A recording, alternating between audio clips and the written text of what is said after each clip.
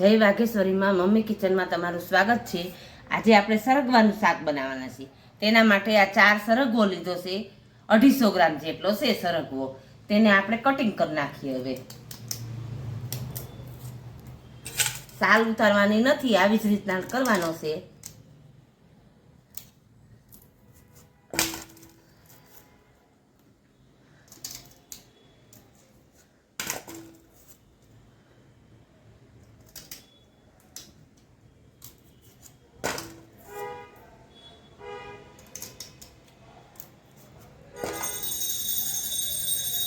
હવે સરગવો આપણે બધો સુધારી નાખ્યો છે। આ ધોઈ નાખ્યો તો ને એકદમ કોરો પાડી નાખ્યો તો।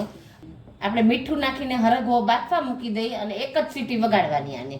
હવે કુકરમાં આપણે સરગવો નાખી દઈએ અને પાલા જેવું 1.5 પાલા જેવું પાણી એડ કરી દઈએ અને અડધી ચમચી જેવું મીઠું નાખીએ। હવે આપણે આને એક વિસલ વગાડી નાખીએ।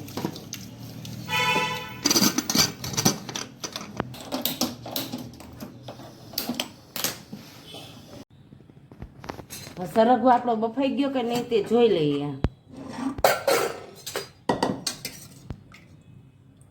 હા, સરસ બફાઈ ગયો છે મજાનો। હવે તેને આપણે પેલા વઘારી નાખીએ।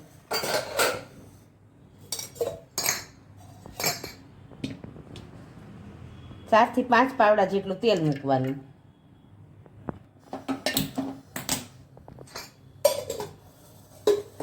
બધું હવે જ છે। સૌ પ્રથમ હિંગ લેવાની, હિંગ અને મસાલો,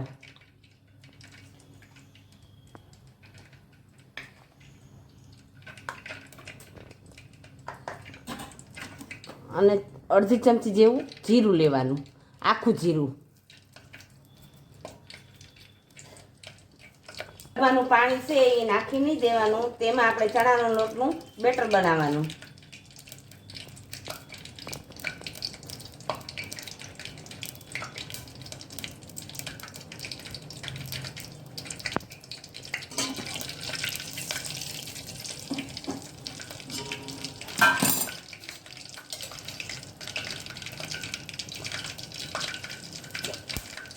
હવે મસાલો ને હિંગ એડ કરી દઈએ અને સીંધું વઘારી નાખીએ।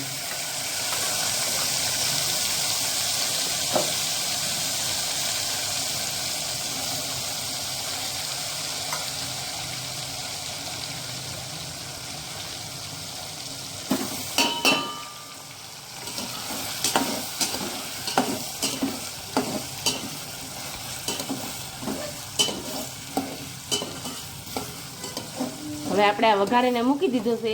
હવે આપણે ઢાંકીને મૂકી દઈએ।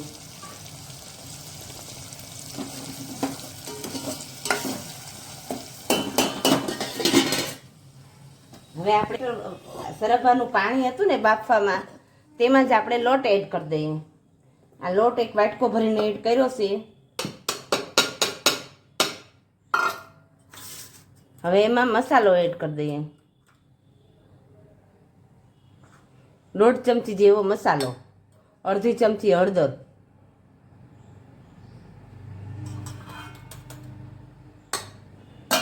સ્વાદ અનુસાર મીઠું, કારણ કે આપણે બાફવામાં મીઠું નાખ્યું હતું એટલે જોઈને મીઠું નાખવાનું। આપણે સેજ ખટ મીઠું બનાવવાનું છે એટલે થોડી છાશ પણ એડ કરી દઈએ, બહુ નહીં,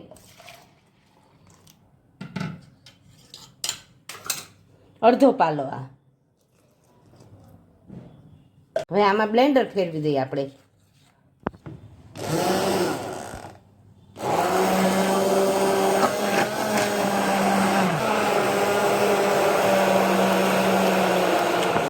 અત્યારે તમને બતાવવા માટે થોડુંક હું બનાવું છું, બાકી આ ગરમ ગરમ શાક સારું લાગે એટલે અમારે રોટલી બનાવવાનો ટાઈમ થાય ત્યારે બીજું બનાવી દઈશું। હવે શાક આપણે આપણું બેટર નાખ્યું હતું, બનાવ્યું હતું તે આમાં એડ કરી દઈએ।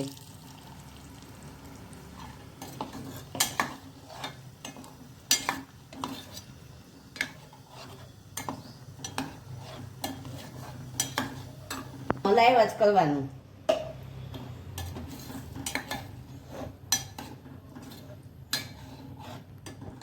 આપણે જો સીંગું આખી રહેવી જોઈએ, કટકા ન થવા જોઈએ.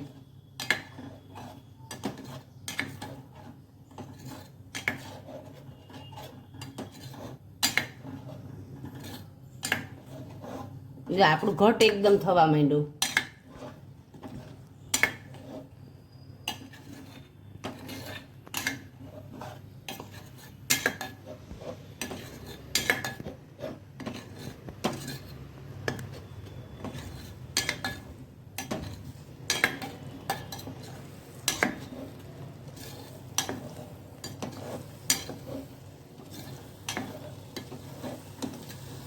હવે આપણું શાક રેડી થઈ ગયું છે.